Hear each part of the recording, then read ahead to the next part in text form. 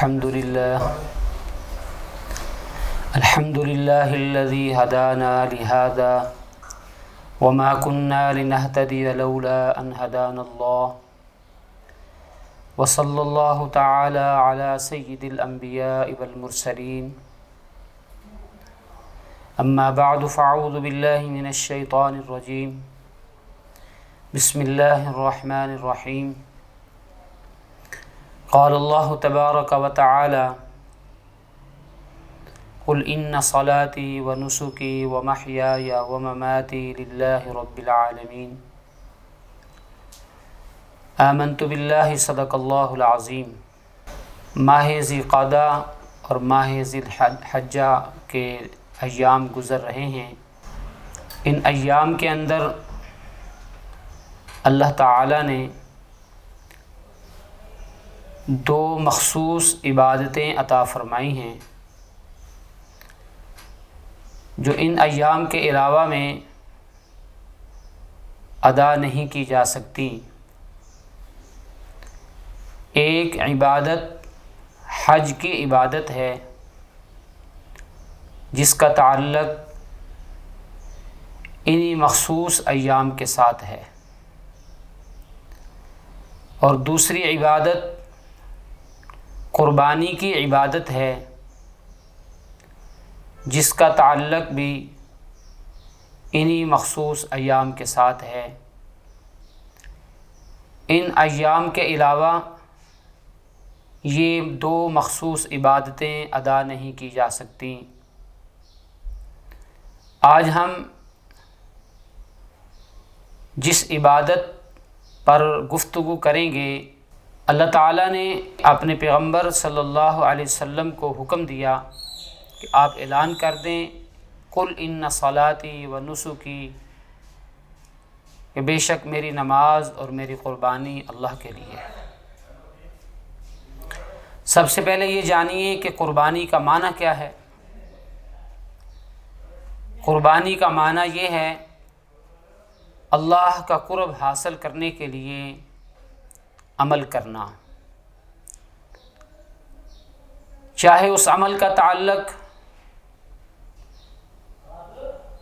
جانور کو ذبح کر کے اللہ کا قرب حاصل کیا جائے یا دیگر اعمال صالحہ کے ذریعے۔ نماز والا عمل اس میں قربانی ہے اور اللہ کا قرب ہے۔ زکوٰۃ والا عمل اس میں قربانی ہے اور اللہ کا قرب ہے۔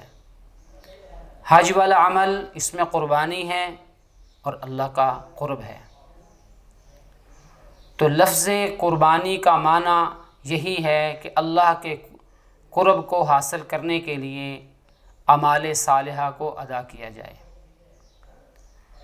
اور یہ مخصوص عمل جو جانور کی صورت میں ادا کیا جاتا ہے، جانور کو ذبح کرنے کی صورت میں ادا کیا جاتا ہے،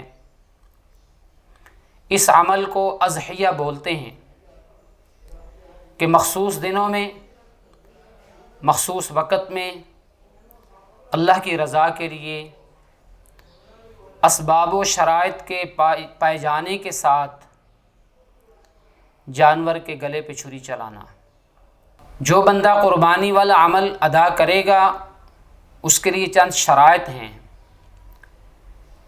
پہلی شرط مسلمان ہونا، کافر پر قربانی واجب نہیں، کافر قربانی ادا نہیں کر سکتا۔ دوسری شرط ہے آزاد ہونا، غلام پر قربانی نہیں ہے۔ تیسری شرط ہے مالدار ہونا، فقیر پر قربانی نہیں ہے۔ چوتھی شرط ہے مقیم ہونا، مسافر پر قربانی نہیں ہے۔ ایسے ہی جن جانوروں کی قربانی پیش کی جائے گی ان کے لیے بھی شرائط ہیں، حدود ہیں، مخصوص جانور ہیں۔ ان جانوروں میں سر فہرست اونٹ اور اونٹنی ہیں، بیل اور گائے ہے، بکرا اور بکری ہے، دمبا اور بھیڑ ہے۔ پھر ان کی عمروں کو بھی ذکر کیا گیا کہ اونٹ اور اونٹنی کی قربانی میں ان کی عمر 5 سال ہونا ضروری ہے، اس سے ایک دن بھی کم ہوئے تو ان کی قربانی نہیں ادا ہوگی۔ گائے اور بیل کے اندر 2 سال کا ہونا یہ ضروری ہے، ایک دن بھی کم ہوئے تو ان کی قربانی ادا نہیں ہوگی۔ بکری اور بکرا کے اندر 1 سال کا ہونا ضروری ہے، ایک دن بھی کم ہوئے تو قربانی ادا نہیں ہوگی۔ بھیڑ اور دمبے کے اندر رخصت دی گئی ہے، فقہا نے فرمایا ہے کہ اگر اتنے صحت مند ہیں کہ 6 ماہ کی عمر میں سال کی عمر کے برابر لگتے ہیں تو ان کی قربانی ادا کی جا سکتی ہے۔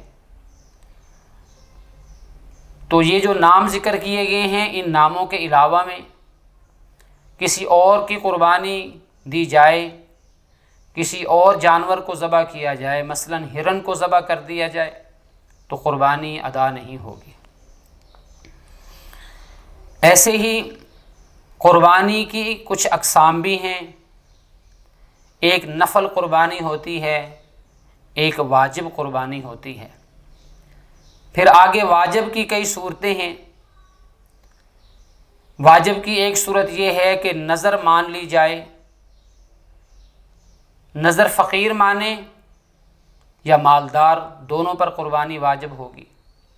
ایک واجب وہ ہے جو صرف فقیر پر ہے کہ فقیر نے جانور ذبح کرنے کی غرض سے خرید لیا، اب اس پہ قربانی واجب ہو گئی۔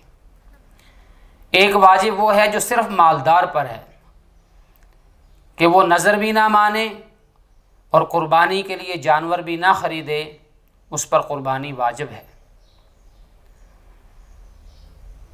اور ایک واجب یہ ہے کہ فقیر آدمی نے جانور خریدا اور وہ گم ہو گیا اور پھر اس نے دوسرا خرید لیا، پہلے والا بھی مل گیا، تو اب دونوں کی قربانی واجب ہے۔ مالدار نے اگر جانور خرید لیا اور وہ گم ہو گیا اور اس نے دوسرا خرید لیا اور پہلے والا بھی مل گیا تو صرف ایک جانور کی قربانی واجب ہوگی، دونوں کی نہیں۔ ایسے ہی قربانی کا وقت مقرر کیا گیا، دن مقرر کیے گئے۔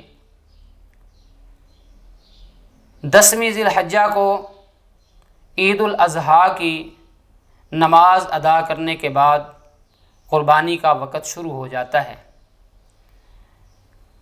اور 12ویں تاریخ کے آفتاب کے غروب ہونے تک قربانی کا وقت رہتا ہے۔ احادیث سے یہ مسئلہ ثابت ہے کہ قربانی کے صرف 3 دن ہیں۔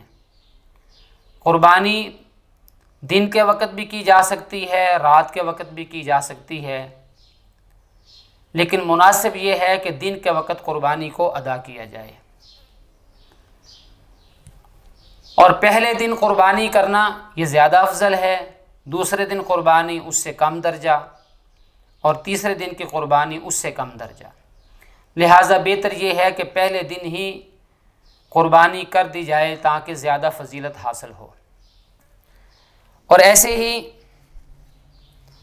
قربانی کے لیے اللہ تعالیٰ نے قرآن مقدس کے اندر چند لفظ ذکر فرمائے ہیں۔ مثلا قربانی والے عمل کے لیے نحر کا لفظ قرآن پاک میں ہے، فَصَلِّ لِرَبِّكَ وَانْحَرْ۔ نسک کا لفظ قربانی کے لیے قرآن مقدس کے اندر بولا گیا، اِنَّ صَلَاتِي وَنُسُكِي۔ ایسے ہی لفظ قربان جس کو ہم قربانی کہتے ہیں، یہ بھی قرآن مقدس کے اندر ذکر کیا گیا، اِذْ قَرَّبَا قُرْبَانًا فَتُقُبِّلَ مِنْ أَحَدِهِمَا، یہاں اس لفظ کو ذکر کیا گیا۔ اور چوتھا لفظ ہے اضحیہ، اس کو حدیث پاک کے اندر ذکر کیا گیا۔ تو یہ چند ابتدائی معلوماتی باتیں قربانی والے عمل کے متعلق ذکر کی ہیں۔ اللہ کی بارگاہ میں دعا ہے کہ رب ذوالجلال صحیح معنوں میں اس قربانی والے عمل کو ادا کرنے کی توفیق عطا فرمائے۔ وآخر دعوانا الحمد للہ رب العالمین۔